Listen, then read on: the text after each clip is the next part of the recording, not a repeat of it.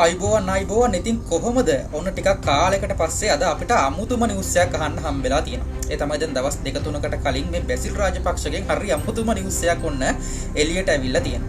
ඉතින් ඔයාලා දැක්කත් දන්නේ නැහැ මේ බැසිල්ගේ වම් පැත්ත පණ නැහැයි කියලා ඔන්න නිවුස් එකක් ගියා අපිත් දැක්ක. දැන් පොදුවේ ගත්තම රාජපක්ෂ පරපුරේ ඉන්න කට්ටියට නඩුවක්. හරිද උසාවියකට යන්න ඕන පස්සේ තමයි ඔය විදිහට හරිද පැත්තක් පන්න නැතුව යනවා. අංශභාගය හැදෙනවා. හරිද? දැන් ওই බැසිල් රාජපක්ෂ කියන පුද්ගලයාට මීට කලින් උසාවියට එන්න කියපු වෙලාවක ස්නායු ආබාධයක් තියෙනවා කියලා එකකුත් තිබ්බනේ. හරිද? දැන් ඒකේ part 2 තමයි මේක. හරිද? දෙවෙනි කොටස තමයි මේක. ඕකෙත් හොඳම වැඩේ කියන්නේ දැන් මේ මිනිස්සයා හරිද? දැන් මේ ලංකාවට එන්න ටිකටුත් බුක් කරලා. හරිද? ඒ කියන්නේ එයාප්ලේන් ටිකටුත් අරගෙන ඒකත් තියලා අන්තිමට ඒකත් කැන්සල් කරලා. කැන්සල් කරාට පස්සේ තමයි උසාවියට කියලා තියෙන්නේ මෙයාගේ වම් පැත්ත පණ නැහැයි එන්න බෑ කියලා. හරිද? ඉතින් ඕක මොලයක් තියෙන මිනිස්සෙට තේරෙනවානේ මෙතන ගෙනියන්නේ පට්ටපල් බොරුවක් කියලා. හරිද? ඒත් එක්කලා. ඔයාලා දැක්කද 21 වෙනිදා? හරිද? නොවැම්බර් 21 වෙනිදා නුගේගොඩ තිබ්බ රැළිය. හරිද? ඔයාලා රැළිය හොඳට බැලුවා නම් ඔයාලට පේන්නේ නැති ඔය ගොඩේ එක තරුණ කොල්ලෙක්වත් හිටියේ නැහැ. හරිද? එක තරුණ ළමයෙක්වත් හිටියේ නැහැ. හිටියේ ඔක්කොම මොක්කුද? කැට පැනලා හොට බිම ඇනිච්ච නාකි ඩයර තමයි හිටියේ. හරිද? එතකොට දැන් මහලුකුට ඇවිල්ලා කියනවා අපි ආණ්ඩුව පෙරලෙනවා. හරිද? අපිට මම දැක්ක එක තැනක කියලා තිබ්බා අපිට හම්බෙන පළවෙනි අවස්ථාවේදීම අපි ආණ්ඩුව පෙරලෙනවායි කියලා. ආණ්ඩුව පෙරලන අවස්ථාවක් හම්බෙයිද? දැන් ඔයාලා මොකද හිතන්නේ කියන්නේ ඉස්සර වෙලාම? මම නම් හිතන්නේ හම්බෙන්නේ නැහැ. හරිද? මොකද දැන් ඒගොල්ලෝ කෑ ගහනවා මේ දැන් වර්තමාන ආණ්ඩුව. ඒ කියන්නේ JVP ආණ්ඩුවේ ඉන්න කට්ටිය හොරකම් කරනවා කියලා. කරපු එක හොරකමක් කියන්න කිව්වට පස්සේ කට්ටියම පස්ස ගහනවා. එතකොට ඔයාලා හොඳට දැක්කනම් ওই රැළිය ඔක්කොම හිටිය බේබද්දු.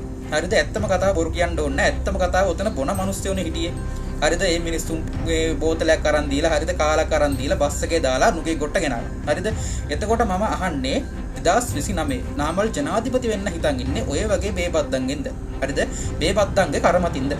එතකොට අනිත්‍ය තමයි මිතුරුනේ ඔතෙන්ට ඇවිල්ලා තිබ්බේ පොහොට්ටු විතරක් නෙමෙයිනේ. තවත් පක්ෂ ගොඩක් ඇවිල්ලා තිබ්බා. හරිද? පක්ෂ 17ක් 20ක් විතර ඇවිල්ලා තිබ්බා.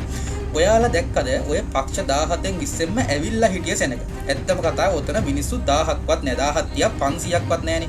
එන පොඩ්ඩයි හිටියේ. හරිද?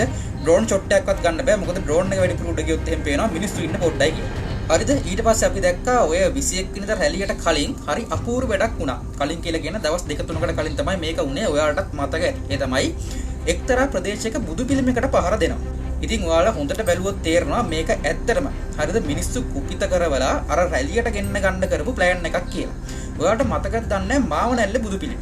හරිද? ඔය මාවනැල්ලේ බුදු පිළිමේ ඡන්දයක් ලං වෙද්දි. එහෙම නැත්නම් මොකක්ම හරි ඉලෙක්ෂන් එකක් ලං වෙද්දි මාර කුටි කෑමක් කන්නේ. පුදුමෙට කනවා. හරිද?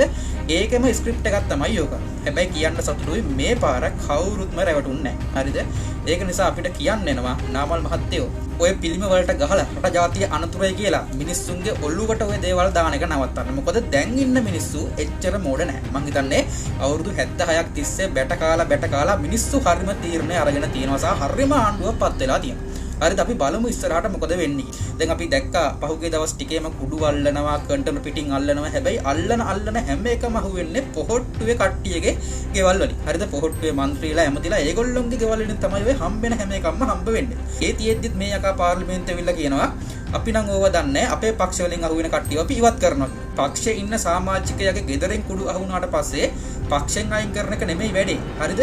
පක්ෂයට ගත්තේ මොන පදනමකින්ද කියලා හොයලා බලන්න ඕනේ ඔක්කොටම කලින්. ඉතින් ඔන්න ඔය ටික තමයි අද කියන්න ඕන උනේ. ඉතින් මේක ඇත්තටම පොඩි සමරියක්. හරිද? සෑහෙන කාලයක් තිස්සේ වීඩියෝ එකක් දැම්මෙත් නැහැ. ඉතින් ඔන්න දැන් වීඩියෝ දාන්න පටන් ගත්තා අපි දිගටම.